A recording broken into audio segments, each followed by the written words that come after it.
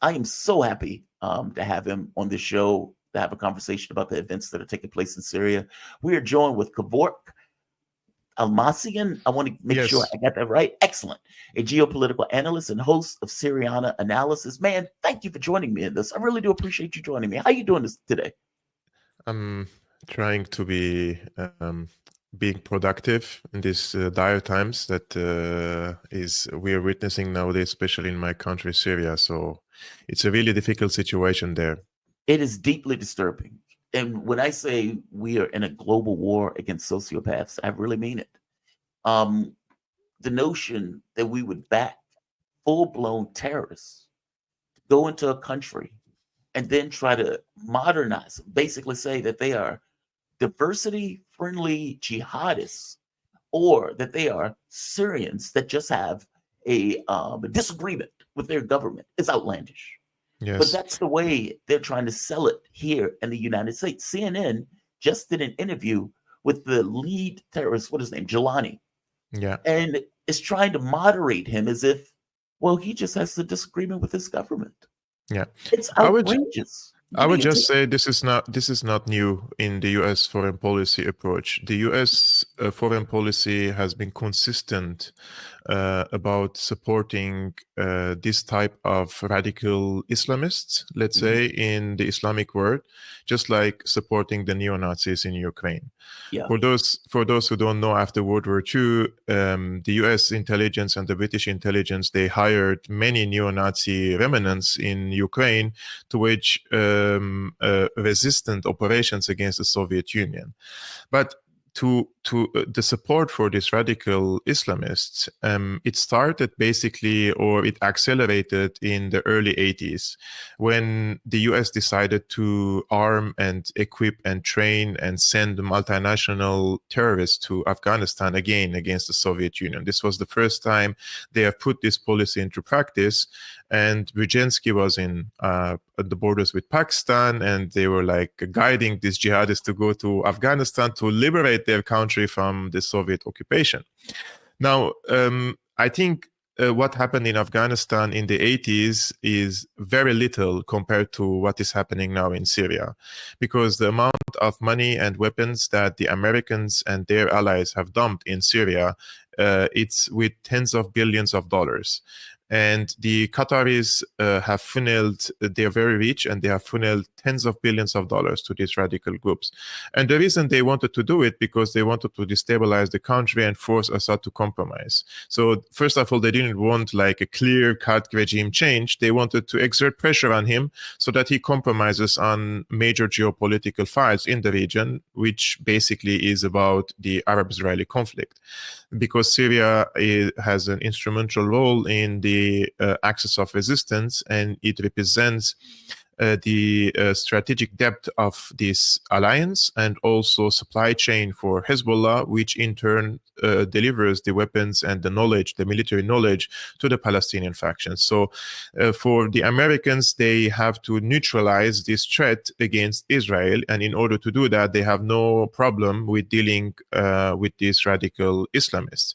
And you remember after October 7, they have made lots of allegations about Hamas and also Hezbollah, and they called them like genociders. They called them They call them terrorists. Nazis. Yeah, they Yeah, said they were Nazis. and they said that those are rapists, though Yeah. they killed decapitated babies, they did this and that.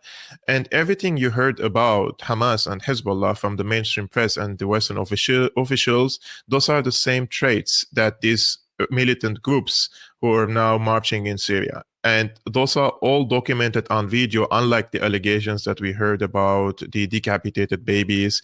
Right. Because in Syria, for those who don't know, American funded directly and trained. I'm talking about CIA-funded sectarian contras. They have decapitated a child in Syria, and this I has can show happened in you my the city. video. Yeah, Yeah, I can show you the video if you would like to see it. It is yeah, gruesome. yeah. Yeah. It is gruesome. I have seen it, and there are examples of eating human organs, and this is also documented on video. So they have created the hell on earth, let's say, in Syria. And now, because al-Jolani was the leader of, or the founder of Al-Qaeda offshoot in Syria, during the time of Obama and Clinton. They were the handlers, basically, of Jolani. But when Trump came to power, he ended the regime change war, which was a covert CIA operation, Timber Sycamore. But the deep state in the US, they wanted to continue the regime change in Syria, so they had to rebrand this al-Nusra Front leader, al-Jolani, into a moderate rebel. And this started in 2019, 2020. The American press, PBS, went to Idlib, and he met, one of the journalists met with Jolani. This was in 2020 or 2019. And he tried to portray him as just normal, a militant guy who wants for the best for the Syrian people. So the rebranding and polishing Jolani has been going on for quite some time. And the Jolani, he's a pragmatic person, so they rebranded it into HTS. And he said, I cut my ties with Zawahiri, Al-Qaeda's leader back then, and I want to create an Islamic state in Syria that is only Syrian. We don't want to expand. We don't want to attack our neighboring countries. This is local Islamic state. But now we have moved into a different level of propaganda and different level of rebranding by CNN. Oh, of course, CNN and Jolani's handlers are the same. This is a democratic, let's say, a war against Syria. This is the Democrats who started this regime change war against Syria, and the CNN is, everybody knows on whose side is in the US. Now they say Jolani is a diversity friendly, and he's going to respect the rights of the Christians and other minorities. But the evidence shows otherwise, because Jolani already occupies basically Idlib, and in Idlib there is no presence for Christians or minorities, and everybody was either ethnically cleansed, killed, or they were forced to leave the city of Idlib. So to assume that Jolani has changed, because I watched this interview and he says, people change. When you're in your 20s, you may have a different perspective for life, but when you grow up, you get a little bit older. You mature. Like you get tired of chopping off heads. Yeah, you get tired of doing that. Yeah, he wants to do it moderately now. Moderate head choppers. This is the reality that we have to live every day in Syria, and unfortunately, we have to swallow all this propaganda, and on not only on the mainstream media, but also we have now mainstream activists on X, and they are recycling the same propaganda over and over again. But repeating the same lie over and over again doesn't mean that it becomes the truth. But these people who live in abroad, 10,000 kilometers away from Syria, they don't give two Fs about the Syrian people. They have their geopolitical fantasies. And if it means that these geopolitical goals can be reached through supporting these radical groups in Syria, let it be, because these people are not going to come and live in Syria, including the so-called Syrian opposition who are in Washington, in Berlin, in Paris, and other Western capitals. They don't, like now Aleppo, they call it liberated. Idlib, they call it liberated. But they don't come and live. But they don't come and live in these places. Why don't they come and live in these places, since it is liberated by the Assad dictatorship, right? Why do they prefer to stay in Western governments or in Western countries and not come and participate in building the new liberated, freedom-loving Syria? Because they know they will be sidelined, just like the rest of the Syrian people, because these radical Islamists, they don't believe in democratic rule of law. We have to be honest. If tell me this is like we want to establish an Islamic state in Syria, okay, but be honest with me so I know how to deal with you. But you can't come and tell me now we are diversity friendly and we're Democrats, but at the same time you're trying to establish an Islamic state in this. And I'm not like criticizing Islam itself. We have Islamic states in the region as well. We have in Iran, we have in Saudi Arabia. It's not like they're pretending to be liberal democracies in the region, but be honest. Say we want Islamic State, so that the people understand what you want. But you can't sell this project as it's a democracy versus a tyranny, whereas you are building an Islamic State in the country. That's utter hypocrisy. I want to play this interview, parts of this interview, and I want to get your take on it. I am, man, it is mind blowing to me that we are okay with this, because I agree with you. Whether it was in South America, where we're using kill squads, whether it's Ukraine, where we're using Nazis, whether it's Syria, whether we're using terrorists, all of these elements are fundamentally dissimilar, meaning using a certain group of extremists in order to go after governments that we don't necessarily like. And the media sanitizes it and sanitize this guy, which is outrageous. I want to play a part of this clip, and I want to get your take on it. This is CNN softballing the interview within the with liberated Jelani. areas of I'm going to Syria. start this from the beginning. able to do this now? In recent years, there has been a unification of internal opinions and the establishment of institutional structures within the liberated areas of Syria. This institutionalization included the restructuring within military factions. They entered unified training camps and developed a sense of discipline. This discipline allowed them, with God's guidance, to engage in a battle in an organized manner. The progress and execution of plans have been swift, with clear communication and adherence to commands. They stop where they should stop and withdraw where they should withdraw. The revolution has transitioned from chaos and randomness to a state of order, both in civil and institutional matters and in military operations. I'm fascinated by that clip. Real quick, I'm fascinated by the clip because what he's effectively saying is, well, with God's guidance, with God's guidance, we have gotten better at being in military in our army, and we've trained, et cetera, et cetera. It's like, okay, well, where did you get the equipment? Meaning the best. This is exactly what I wanted to say. It's like, so look, you can be, it's nothing wrong to believe in God. In the contrary, many people believe in God and they follow religion, but you can't come and say with God's guidance, we have received weapons, ammunition, gear, intelligence support, drones. And this is not God's guidance. This is Erdogan's guidance. This is Netanyahu's guidance. And this is the US administration guidance. This is not God's guidance for sure, 100%. And now Erdogan, as we speak now, just 30 minutes ago, he, of course, because he's a good boy and he prays to God and he's very very good believer in God and he doesn't harm anyone. I'm just being sarcastic. He left the mosque. He left the mosque and he gave a statement to the press saying that he hopes for these, he calls them opposition groups, to march to Homs and then to Damascus. So he's not even hiding any longer his guidance, let's say, for these opposition groups to march to Damascus. I mean, there are so many, sorry to say, but in Syria we have so many jokes, and some of them are racist jokes about like when somebody is trying to fool you, I don't want to use these slurs now live, but he thinks that we're idiots. We're not idiots, and we see through. And this is a neo-Ottoman conquest of Syria. This is an attempt to turn Syria into another a governorate for Turkey.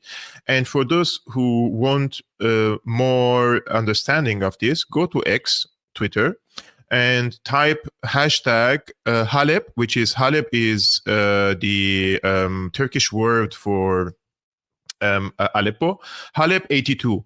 And if you write Halep 82, you will see it's the trending hashtag in Turkey, and the people calling now Aleppo, which the city where I come from in Syria, is the governorate number 82 in Turkey, which means Turkey has 81 governorates, and now they consider Aleppo the 82nd governorate. Wow. And when they conquered my city, Aleppo, they raised the Turkish flag over the Aleppo citadel. The Turkish intelligence, the Turkish press, and Turkish officials were in Aleppo, and they're speaking about conquering the city. So I think this is nothing short. It's so comparable to what the Ottomans did in the past 400 years ago when they started conquering the region. They started it in Syria. They came from Turkey to Syria, and Syria for them was the key to expand their empire in the region. And that is why, because Syria gave them so much of a strength in the region, geopolitically speaking, they called it Sham Sharif. Sham means Levant. Mm-hmm. And Sharif means honorable. So they called Syria honorable Syria because Syria gave them the honor to expand in West Asia and North Africa and establish an empire. And Erdogan has been saying this for a long time. And he says that Turkey's borders should not be limited to the current borders. We have the legacy of the Ottoman Empire, and we have to create a Commonwealth system where Turkey plays an instrumental role and a leading role on the Arabic world. So all the 400 years of the past, when let's say the Arabs, the Syrians, the rest of the Levant were freed from the Ottoman rule at the beginning of World War I.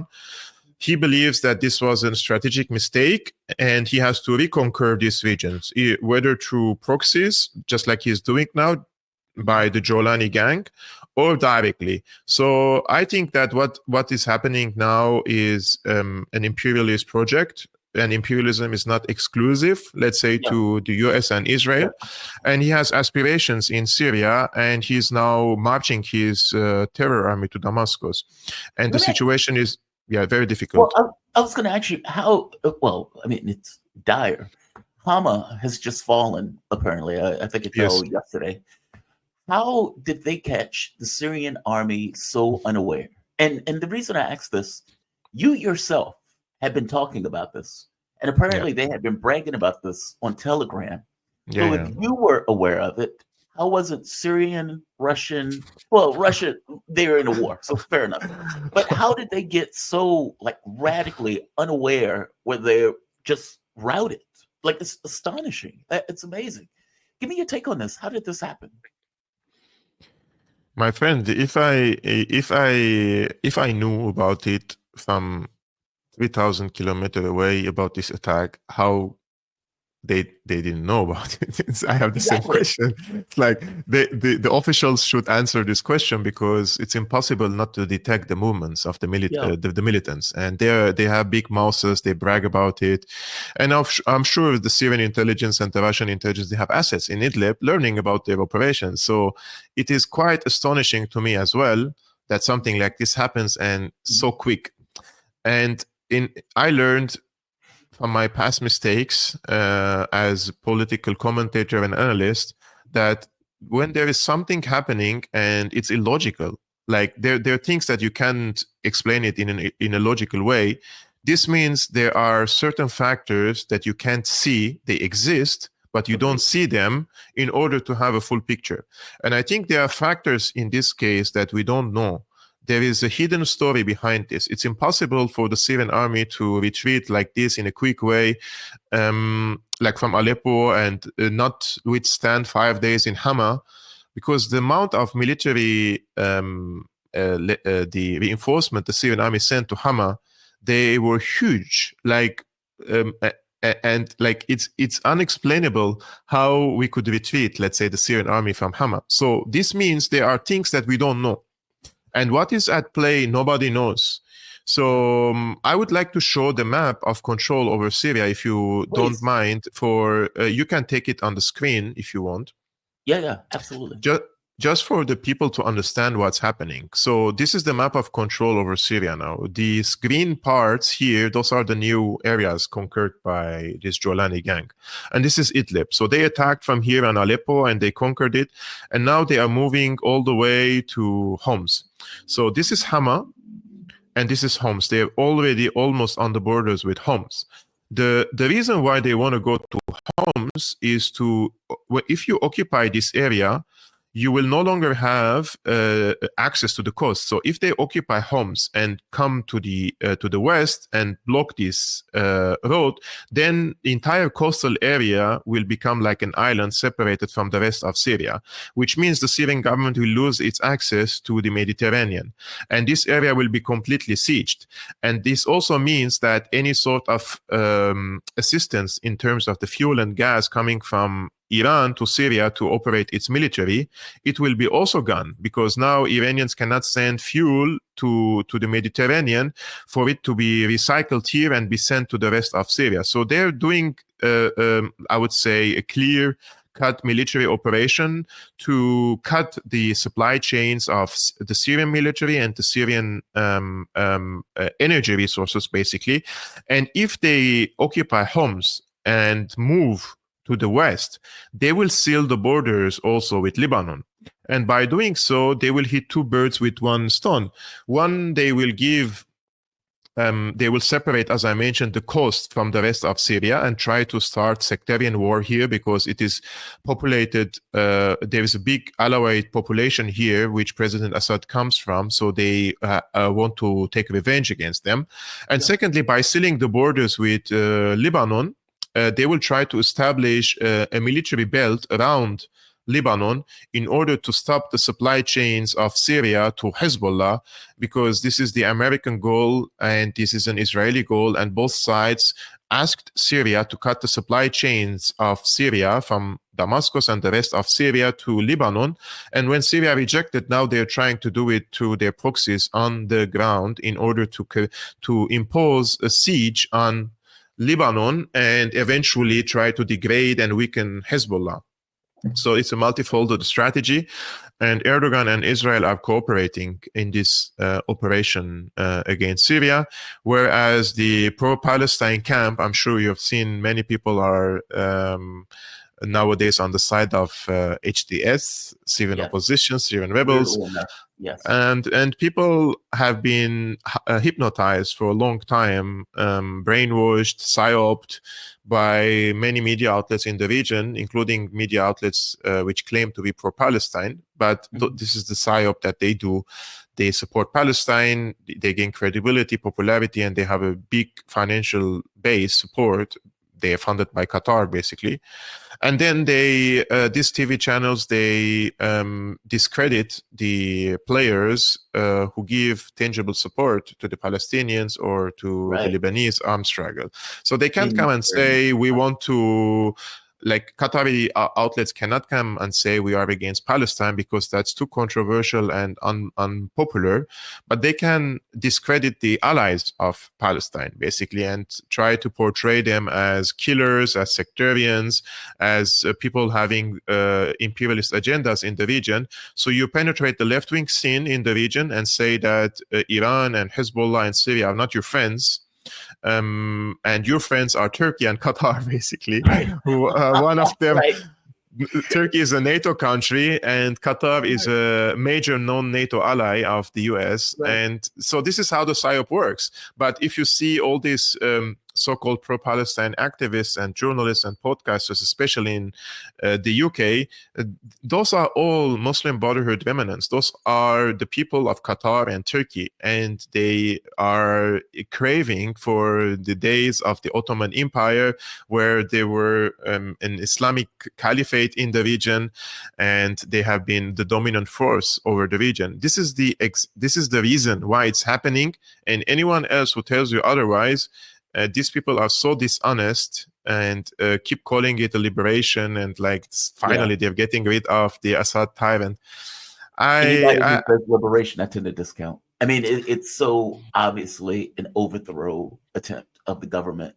I'm curious, what is Syria doing about it? So Russia has apparently flown in Wagner, or well, Wagner doesn't exist in a typical way, but basically soldiers who were associated with Wagner. They have been apparently doing bombing raids, bombing attacks itself.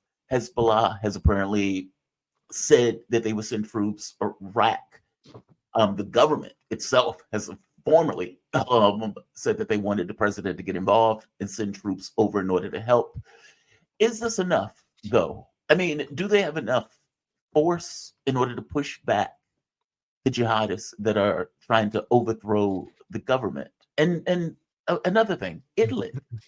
Like, Idlib has been a festering cancer that has just been sitting there, that even the UN talks about, like 20, 30,000 terrorists are inhabiting that location, and it just stayed there. And I know the Astana agreements, I don't want to get to that in a moment, but just for the very basic question, does Syria have enough to push back the forces that have taken Aleppo and Hama? So it seems from the advances of the militants that they are rapidly and very, the advances are very speedy, and this leads into panic in the country. and especially among the people, ordinary people. Everybody is leaving their cities, and everybody's going to Damascus or to the coastal areas of Syria because they don't want to live under these terrorists, basically. So there is definitely the factor of demoralization of the people, seeing that the speedy crumbling of the front lines of the Syrian army. Now, people may come and say, of course, like, what is this Syrian army? How could they lose? Like, all these armchair military experts on X giving advice to the Syrian military. I think these people, they haven't followed the Syrian war closely, because the Syrian army fought on every corner of Syria for 14 years now. And human beings cannot fight 14 years nonstop. It's impossible for them, the same person fighting. So you have to recycle, you have to have manpower. And in Syria, the military is like a service. You go and serve your country. It's not like a contract army. You go and join because you want to fight. So you have many people in the military. They are conscripts, right? And if they haven't been into war situations in the past years, they don't have enough combat experience, because in the past 14 years, the elite forces who fought against these terrorists have been dispatched and been sent home.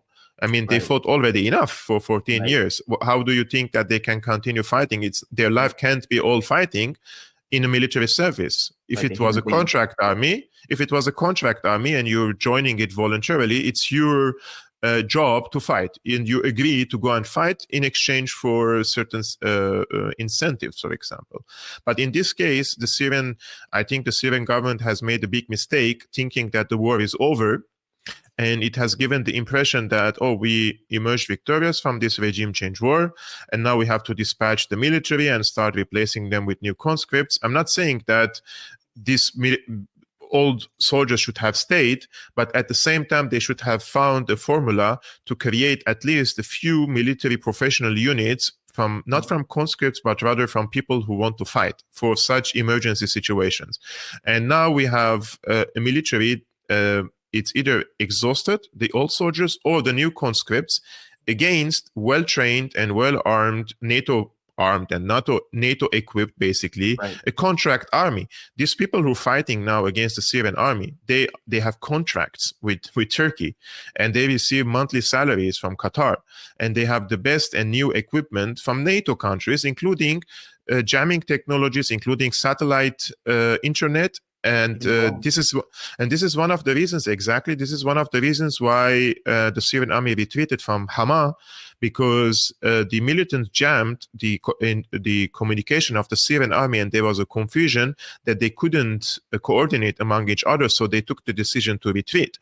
So nobody can convince me that this is the job of the militants. I'm sure the Turkish intelligence is jamming, and there are rumors that they're using Starlink, because like the footage that they are posting with high quality and very speedy from the ground, it indicates that they have satellite internet, unlike the local internet in Syria, which is completely in tatters at the moment.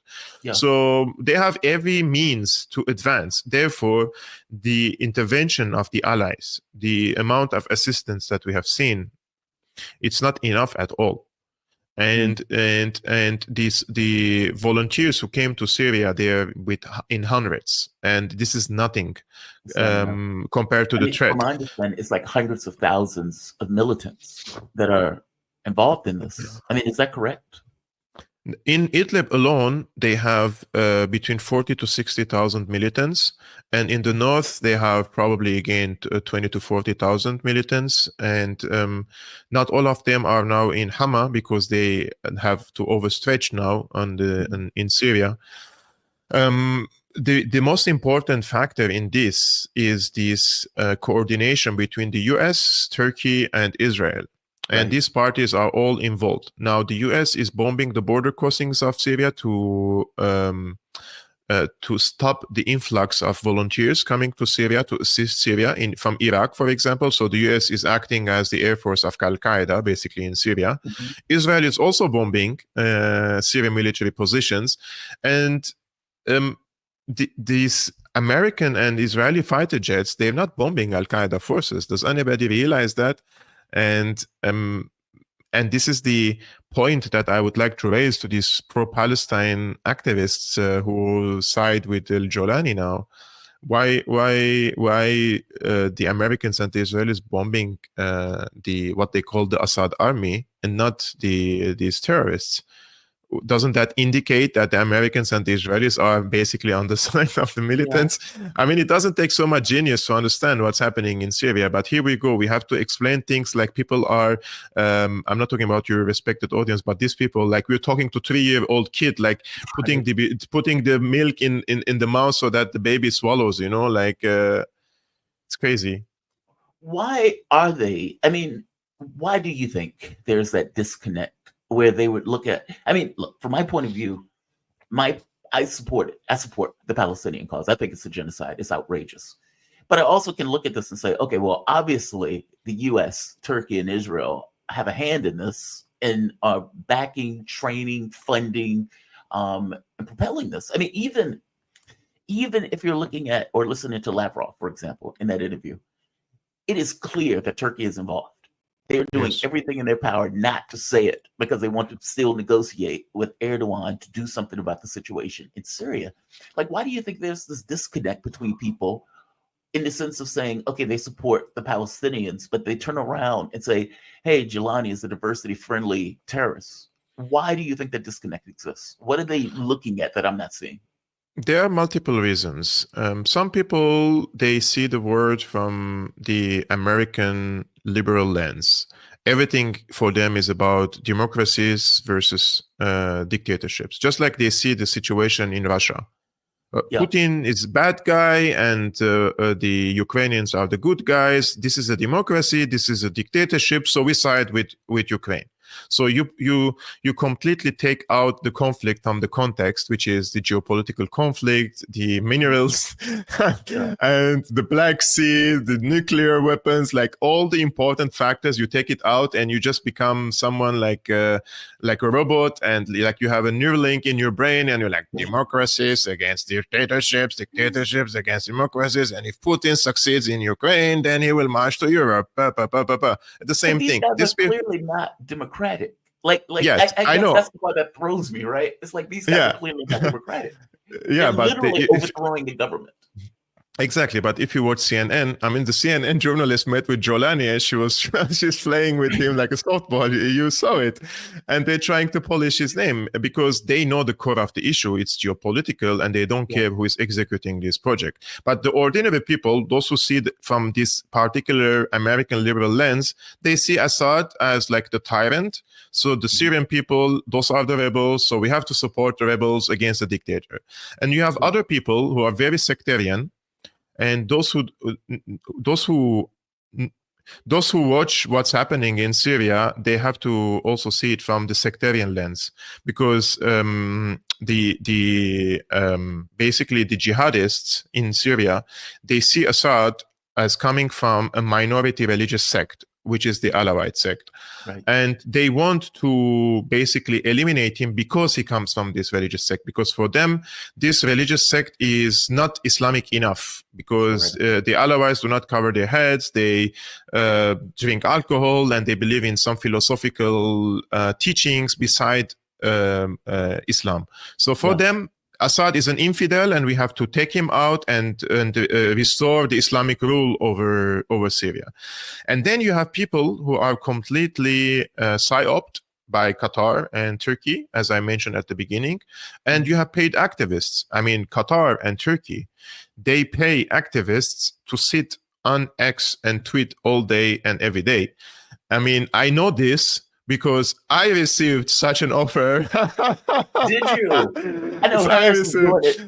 I received such an offer and it's a brilliant offer. You can sit and you just quote post tweets on X and just post things that goes in line with their narrative. Serious? Of course, there is a lot like this. So I know that Qatar does it, and I want to mention something. Al Jazeera invited me to Istanbul although they smeared me and they called me all sorts of names, according to Al Jazeera, by the way, I'm a far-right fascist. And so you're sitting now with a far-right activist, basically, which I'm day and night, I'm speaking and saying I'm an anti-imperialist person and this is where I come from. But they call me right-wing anyways.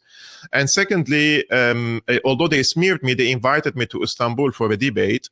So you go to Istanbul and flight is booked, five-star hotel is booked, plus $4,000 in your hand for 40-minute show. This is how much money they pay if you are in line with their narratives. So there is lots of money in being pro-Turkey or pro-Erdogan and pro-Qatar in the region. And this is how they poison the left-wing scene. I'm sure you also know that in the US and in Europe, for example, there was a consistent attempt to break the left-wing scene, because the left-wing comes, the left-wing started basically to support the middle class and the below middle class, and it was all about economic factors. Their discussion revolved around economics and class struggle, but these imperialists, they wanted to break this because people's attention were basically against the true persecutors of the middle class, and that is the people who have the grip over the means of the production and the people who can impoverish the rest of the people. But also the left-wingers saw in the capitalist system in the US, which is draining the resources around the world, and for the war machine of the US and occupation and imperialism as a main threat for world peace. So they have to break the left-wing scene. And how do? They do that through corruption. So they buy the left-wing intellectuals. They poison the people's brains by pushing the discussion from the class struggle into sub-identities, basically. People speak about gender, people speak about sexual orientations. I mean, I don't understand, why would anyone identify himself based on his sexual orientation? Why would I care about your sexual orientation? And just to make the point, just to explain, like, that is something that they did in the US. So Hillary Clinton specifically, like the thought was, because political parties in the US effectively get money in order to run, they would go to billionaires and whatnot and say, hey, give me money and I'm going to run this race. The issue for the Democrats is that, okay, well, lefties want healthcare, education. They don't want war. They want to improve Social Security. Like, they want all of these things that the rich don't want to supply because they already have. And so it became easier to say, well, I am transgender. I am a hermaphrodite. I am, black, white, gay, straight, whatever, as an identity, because there's no money that they have to put out their pockets for identity, as opposed to, hey, let's increase the minimum wage. Okay, well, that's different. That costs money. That goes after the owner class. That was the way they did it. That's the way it broke down. I mean, even when they're talking about people like Martin Luther King, they ignore that he was a socialist and just focus on, well, he was a black civil rights leader that was focusing on civil rights. I mean, I agree with you 1,000%. I just want to mention one thing, which is it's sad and funny at the same time. I was in here in Germany in a friend's place, and I was sitting in the kitchen, and I saw on his fridge a sticker. It's written "Black Trans Lives Matter," and I thought about it. And I said, if you say Black Lives Matter, it also includes the trans people, right? Right, it does. And if you say trans lives matters, it also includes the black people. But the amount of divisions they are creating in the society, like carved out. But this is what they do with this type of talk, because now they completely distort the attention of the people and push it into different direction, whereas the real issues that are happening around the world by plundering the people's resources. How many left-wing people who say Black trans lives matter know that the US is looting our oil in Syria, right? Maybe they have never heard about it because they are distracted by these cultural wars that the American establishment have pushed the population aggression into it. And the right wing plays with them. The right wing and the left wing, they are the same side, they're the different side of the same coin. They're both playing identity politics. They're both playing against each other in cultural wars so that the people are distracted from the main issues. Why the US is sending tens of billions of dollars to Ukraine? Do they really think that Ukraine will emerge victorious? No, because they don't want to tell you after withdrawing from Afghanistan and already recycling $2 trillion money there, they need a front line, a war to continue recycling money. This is one of the reasons why the war is still ongoing, despite the fact that every military general and serious military general and commander in all European and Western countries know that they can't win this war against Russia, but they have to continue it. Just be clear, it's not just that. Look, from the US point of view, hubris and this idea of control of the globe is on the line in Ukraine. Yes. And for them, losing it is such a shock to consciousness, right? It's like, well, wait a minute, we're the US. We're NATO. We've invested billions, trillions of dollars into this organization. And then the first war that we get into, we lose. They can't tolerate it. It's a shock of the conscience. They can't deal with it. But before I let you go, I'm super curious about this idea of how do you think this progresses? I mean, the last time around when this war took place, Syria had lost a massive amount of territory before it was a counterattack, in which case they were able to get the overwhelming majority of the territory back. The US ends up stealing a portion, Turkey ends up stealing a portion, and of course, you get Idlib province, which ends up becoming its own protectorate. They ended up with the Astana agreements. This idea of, okay, we're going to carve this up, and we're going to create a certain tension, but a balance within the context of that tension. I mean, where are those now? The Russians are trying to talk to Erdogan. What does Erdogan want in this? And are the Russians going to be able to make a deal with him in order to control the jihadis? Or is it, well, they've taken territory, I want them to remain in territory? Meaning, how do you think, will they be able to get a deal in order to stop the jihadis? Or that's not really on the table? I'm curious on how you think about the Astana agreements. Erdogan says that this proxy army will advance to Damascus. If that is the plan, then I don't think there's going to be a new deal anytime soon with Turkey, between Russia and Turkey. Russia also has major strategic interests in the country. Yes. And they don't want for these jihadists to overcome the Assad government. Yes. I'm sure they want to see a different outcome, and they wanted to see also for different opposition groups to join the Syrian political system. So they were pressuring also Assad on the other side, which is not a bad thing. You know, if you have a patriotic opposition wanting to participate, and they're not on the payroll basically of the CIA and the Turkish intelligence and the Qatari intelligence, that's a healthy situation for Syria as well. We want that. Country, right? Yeah, but they corrupted the opposition. Like, if there was one uncorrupted opposition, they were spoiling this opposition. Like, how can someone work as is an opposition a job? Like, is there a job description for an opposition? How can someone live in different capitals around the world and finance himself unless somebody is paying this person? So they corrupted the opposition as well through this funding. Now, what Erdogan did, he backstabbed Russia, he backstabbed Iran, he outsmarted them basically. And this is something that I have to mention because during the last elections in Turkey, and he was not leading the polls, Erdogan, and the Russians and the Iranians wanted to help Erdogan. And they exerted pressure on Assad to meet with Erdogan and give him this photo op in order to amplify Erdogan's position, and Assad rejected. So Russia and Iran were not happy with Assad for not meeting with Erdogan. They were pushing him to meet with Erdogan for a long time. Yeah. I think now, I think Astana was at one point, maybe it was necessary for geopolitical reasons, but it turned out, just like the Minsk Agreement 1 and 2, it was an opportunity for these militants to regroup and rearm and take the time enough to wage this attack. So this is the same NATO-style agreement, which they striked in Ukraine, giving Ukraine the time to arm and receive enough weapons to provoke this war. And now they have done the same thing in Syria. So I don't think you can't really trust Erdogan any longer. Like, you can't really fight against him. He's a NATO country and he has a large military, but having him in your pocket is like a scorpion, you know, like one day or another he will come after you. So Erdogan, I think it's the devil that you have to deal with him. You can't really eliminate him, but you have to contain him all the time. Otherwise, when he feels there is a window of opportunity, he comes out like he did now. This is Erdogan's war in Syria in cooperation with Israel. And the Russians and the Iranians now, if they want to send reinforcement to Syria to restart a counteroffensive and gather troops and plan, this will take months. And and the militants could be already in Damascus till then, right? So this has to be done very quick.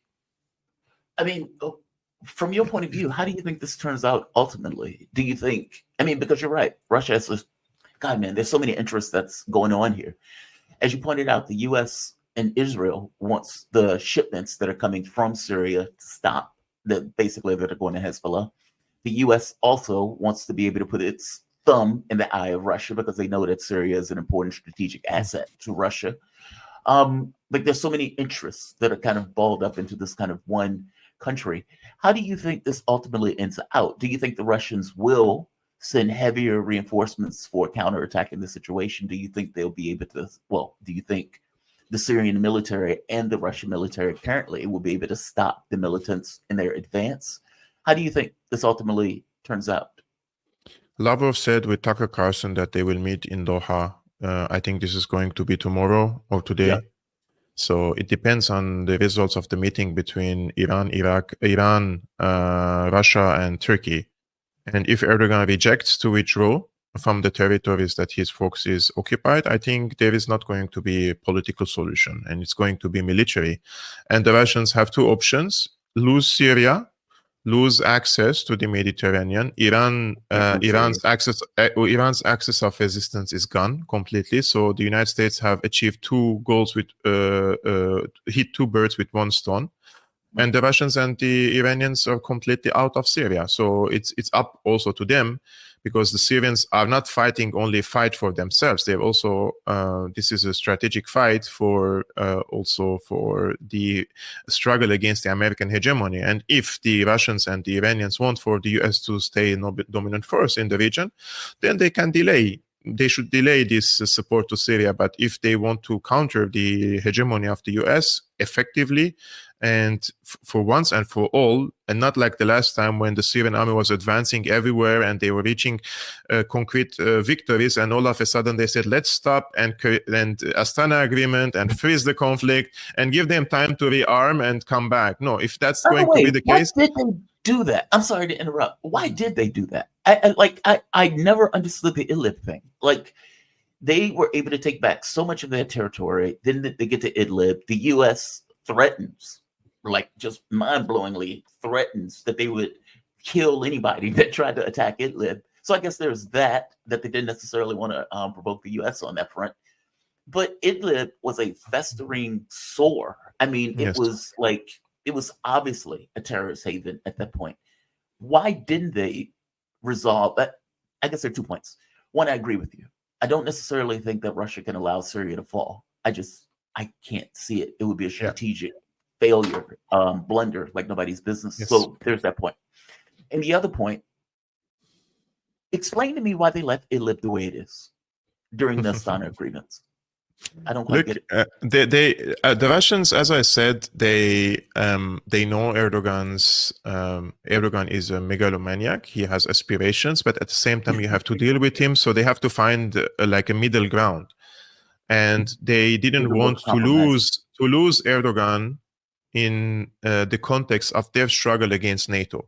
Erdogan plays both sides, so he is trying to gain, like he's putting his eggs everywhere, as you can see. He wants to get as much as benefits possible. But at the same time, many Europeans do not appreciate that Russia, he cared about the European security more than the Europeans cared about their security. The US said that Idlib is the largest safe haven for Al-Qaeda terrorists since 9/11. This is the US Pentagon assessment. And if you want to liberate Idlib, where do you send the jihadists? Like, they will go to Turkey, right? This is the only border they have. And if they go to Turkey, where do you think they're going to try to come? To Europe. They're going to Europe, yeah. Yes. So Russia basically protected the national security of Europe more than the Europeans served their own national securities. They don't understand these things. But I just want to give you one example. Please. They woke up very late, the Europeans. I don't know if you saw my warning posts that this attack is going to happen. And the first time I posted it was on the 30th of September. Mm-hmm. I knew about it 2 months ago that it's going to happen. The second day, an Arab diplomat called me and he said, Kev, I want to ask you something. What are your sources that this attack from Jolani gang is going to happen? And I said, like, the source, it doesn't matter. I don't want to share my source with you, but I'm sure they're going. Yeah. I'm sure that they're going to attack Aleppo. And he said yesterday, a European diplomat called me, and he said he trusts your reporting and he follows you on X. He has a fake account, and he's terrified that your reporting, if your reporting comes true, then this attack means that there's going to be influx of refugees again from Syria to Turkey, and then they have to receive more refugees in Europe. Right. And I was astonished that this is the only thing they care about, refugees coming to Europe, whereas millions of Syrians are under the threat of this terrorist group, and their country is being transformed from a multicultural and tolerant country for all religions and sects and ethnicities into a one-color state.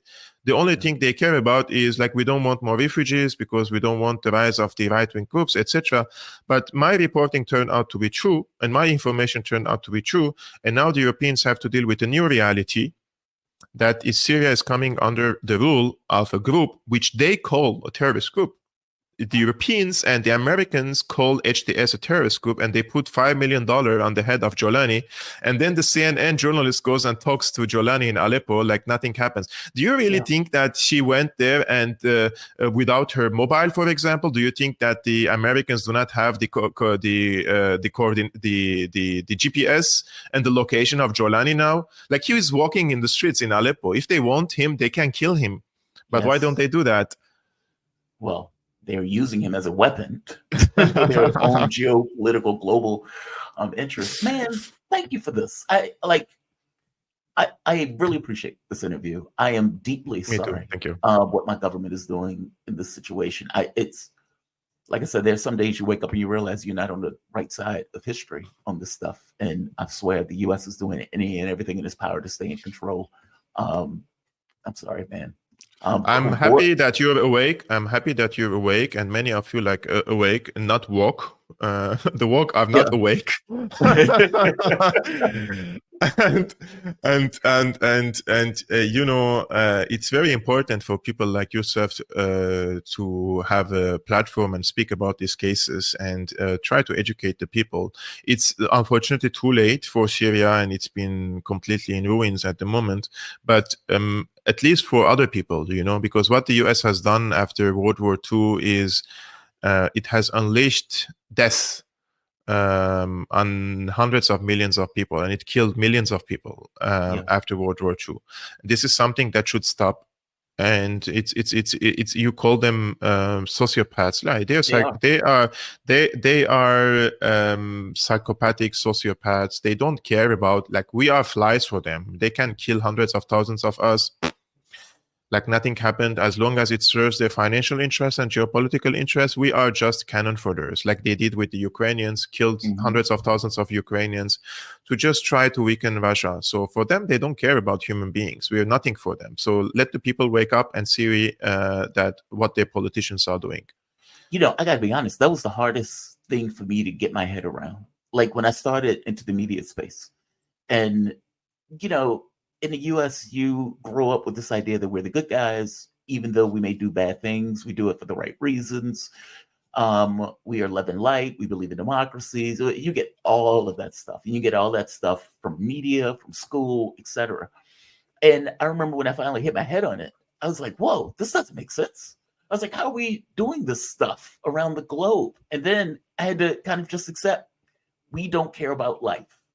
especially if we need to accomplish some kind of geopolitical objective. We just don't care about life. It just doesn't matter to us, whether it's in South America, whether it's Ukraine, whether it's in Middle East. We just don't care. That is a hard thing for somebody to accept and come into the kind of understanding of. No, it's horrendous. I agree with you. Kevork Almassian. Am I pronouncing that last name correct? By the way? Yes. I wanted to ask you, your first name is Jamal or Jamal? So it's Jamal. My mom put an R in the name. That the first time I come across your name. What's the origin of your name? I get when I'm in the Middle East, I get hit with that all the time. People are like, Jamal. Where's that R coming from? My mom. So in the States, Black people just take what they like. Like literally nothing to it. My mom heard the name. Adding spices on your name, it's a Jamal. She heard the name, and she was like, "Oh, I like that. I'm going to name my kid Jamal." Really nice name. Yeah, she that's what she liked, and that's what she went with. That's really cool. Man, I was traveling through Israel once, and they stopped me at the border. I get interrogated at the border, and they're like, "Why do you have a Muslim name?